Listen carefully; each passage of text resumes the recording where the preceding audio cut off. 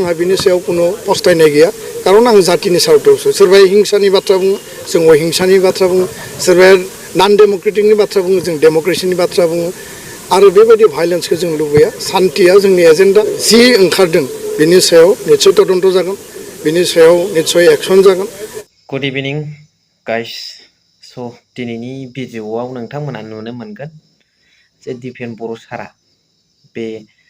अडिअ' call रेकर्डिंनि सायाव मा बुंखो आरो बेखौ रायजो राजाफ्रा गनायनानै लाखोना लादिया बिनि सायाव पाब्लिक रिएक्सना माबादि जादों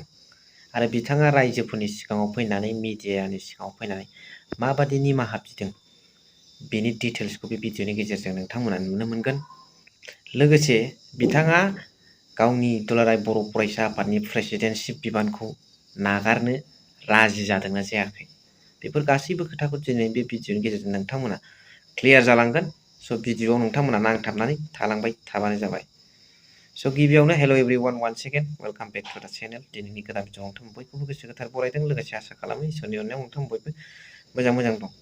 जायफोर अडिअ' कल रेकर्डिंआ ओंखारदों बेनि सायाव दिपेन बर' सारा मा दुखु फोरमायदों आरो बिथाङा निमाहा बिनानै बे दुलाराय बर' फरायसा आफादनिफ्राय ओंखारसिगोन नामा बेनि फोरमानखौ आङो दसे उनाव होनो थांगासिनो दङ। दा बेनि सिगां नैबे खोथाखौ सावरायग्रोगोन जायखि जेखि बुङा सापर्टार्सफ्रा रायजो राजाफ्रा नुबाय जेरावबो ससियेल मिडियायाव बे अडिअ' रेकर्डिंआ गोसारबाय। दा बियो जेखि एंगेलजों जाया मानो जेखि एडिट खालामनानै बुङा मानो जायफोरनाखि शब्द ओंखारदों बियोथ' नंगौ। फर एन एग्जाम्पल जेनेबा हाग्रामा महिलारि बिथांखौ बिग्रायारि होननाय इंगित बेखौ रावबो बुजियै गैया। बिथांखौ मोनसे बिग्रायारि बिमुं होनो नाजानाय बेनिफ्राय नैबे चिफ आरो एक्स चिफ बिटिसिनि आरो बिटिआरनि जेनेबा एक्स चिफआ हाग्रामा महिलारि जाहैबाय प्रेजेन्टआव सोलिबाय थानाय चिफआ जाहैबाय सिएमआ जाहैबाय प्रमद बर' सार। बेवहाय बे मोननैनि गेजेराव कम्पारिजन खालामनायाव प्रमद बर' सारखौ बांसिन जौसिन क्रेडिटआव दोननाय। दा बेफोर खोथानिफ्राय जों हमनो हायो बिथाङा इउपिपिएल सापर्टार्स आरो इउपिपिएलनि माखासे गोबां साजेसनफोरखौ बिथाङा हरो होननानै। आरो मोनसे खोथाया क्लियार बाव आरो जायफोर पलिटिसियान प्रेजेन्टनि इएम रन्जित कुमार बसुमतारी बिथां सारखौबो जेबादि बुंनांगौ बेखौ फोरोंनाय जे मोनसे सान्थि जायैनि सायाव रागा जोंनानै हा हुनि सायाव रागा जोंनानै बिथाङा बेखौ माबादि बुंनांगौ फोरोंहरनाय बे शब्दआथ' नंथारगौ। जुदाया ससे एडिट लादोंबाबो बे शब्द ओंखारनायाथ' नंगौ बिथांमोननि फारसेनि जानानै बुंनाय आरो जाय बे फेरेंगा सार प्रमद बर' सारमोननि एगेन्स्टआव खोथा बुंबाय थायो दा बेखौ एन्सार होनो उद्देश्ययै इउपिपिएलनि जानानै प्रमद बर'नि जानानै बिथाङा बुंनाय भाषा बेथ' नंथारगौना नंगौना नङा रायजो राजाफोर। दा अब्ला बिथाङा रायजो राजाफोरनि गेजेराव माबादि निमाहा बिदों ना गोग्गानानै बुंदों ना बिथांनाव निमाहा बिनाय गैया बेखौ नोंथांमोना नैबे भिडिअ'खौ नायग्रोदो। बेफोर खोथाखौ लानानै आङो एसेबो माने गोसोआव बेबायदि आंनियाव साननाय फैयाखै। बबे समाव मानो बुंदोंमोन आं बेखौबो गोसोखांफिननो हायाखै आरो बे कल रेकर्डआ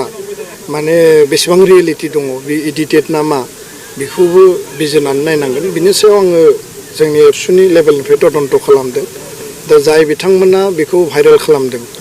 जाय बिथांमोना बे रेकर्डखौ दामदों बिथांमोननि सायाव निस्सय बिनि सायाव तदन्त जागोन आरो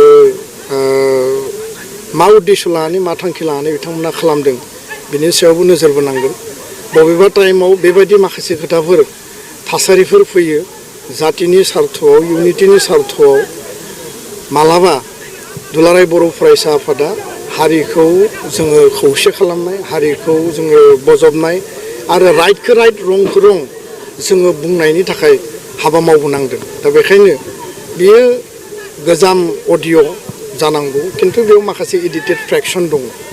आरो दिनै माने कम्पिउटार बा नोङो माने मा दिनै एआइनि आर्टिफिशियेल इन्टेलिजेन्स डिजिटेलनि जुगाव गोबां बेबायदि एडिटेड जायो। आंहा रावनिबो सायाव बेबायदि आक्षेप बा गाज्रि मोननाय गैया आरो बे दिनैनि तारिखाव जेबो रिलेभेन्सि गैया। आरो स्पष्ट बाथ्राखौ जुदि बुंनांगौब्ला बर'नि मोननै रिजनेल राजखान्थि हान्जा UPPL आरो BPF खौ ज' खालामनानै बा मोनसे बुजाबुजिनि आधाराव बर'नि जातीय सत्ता अस्तित्व थामोन्था रैखाथि माहारिबादखौ लानानै आवगायलांनांगौनि थाखाय जोङो ग्रेटार इन्टारेस्टआव आपिल होदों आरो बिनि थाखाय हाग्रामा महिलारि बिथां खाम्फा बरगयारि बिथां रबिराम नार्जारी बिथांजों आङो अक्ट'बर दाननि फार्स्ट उइकआव आङो जिरायदों सावरायदों खोब गोथौयै सावरायदों प्रमद बर' बिथांजोंबो सावरायदों बेंगरा नार्जारी UG ब्रह्म बिथांजोंबो आं सावरायदों जे जातीय इन्टारेस्टआव जोङो हाबा मावलांनांगोन आरो मालाबा जातिनि सार्थआव रल लानायाव जोङो गोबां खोथाखौ जोङो रिक्स लानानै माने हाबा मावनो गोनां जायो शान्तिनि बाथ्राखौ जों बुंदों सोरबाया अशान्ति बाथ्रा बुंदों सोरबाया हिंसानि बाथ्रा बुङो जों अहिंसानि बाथ्रा बुंदों सोरबाया भाइलेन्सनि बाथ्रा बुंदों जों नन भाइलेन्सनि बाथ्रा बुंदों जोङो डेम'क्रेसिनि डेम'क्रेटिक सार्थनि बाथ्रा बुङो सोरबाया नन डेम'क्रेटिक खोथा बुंदों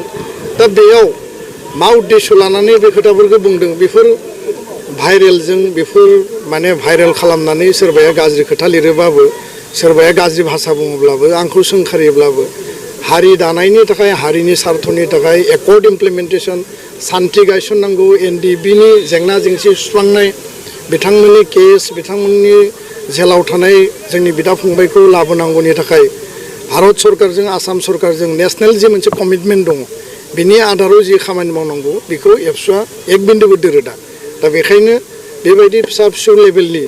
राजनिति खालामनानै बर' हारिया मालाबाबो लाब जाया जातिनि ग्रेटार इन्टारेस्टआव बिथांमोना नायनांगौ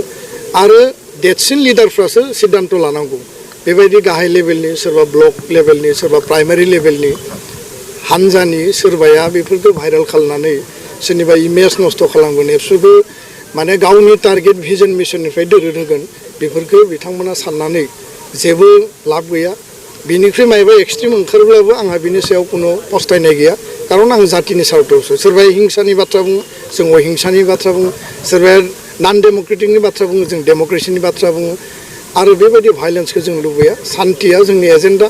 आरो बर' हारिनि थामोन्था रैखाथि सेफगार्ड सिकिउरिटि बर' हारिनि जातीयताबादा जोंनि एजेन्डा आरो बे एजेन्डायाव बड'फानि आदर्शखौ लानानै हाबा मावलांगोन आरो जि ओंखारदों बिनि सायाव निस्सय तदन्त जागोन बिनि सायाव निस्सय एक्सन जागोन आरो बेखौ लानानै उननि समाव जों हाबा मावलांगोन गोजोन्थों स' रायजो राजा नोंथांमोना नुनो मोनबाय दिपेन बर' सारा मा बुंदों खिन्थु बिथांनि बुंनायाव आं हले गैयालै नोंथांमोना मा सानो कमेन्ट सेक्सनजों फोरमायहर आं हले बेयाव गोजावला रायजो राजाफ्राबो मा सानो गावबा गावनि मतामतखौ लिरनानै हरबानो जाबाय नाथाय आं हले बाव गैलालै बिथाङा हाजार बुं हाजार खौसेथिनि खोथा बुङो आं बाव गैला ना मा बुङो अब्लाबो बिथाङा मोनसे तदन्त खालामनो नागिरदों नेनोसै स' दिनैनि भिडिअखौ एसेखिनियावनो दोनथ'बाय थेंक इउ फर वाचिं लाभ इउ अल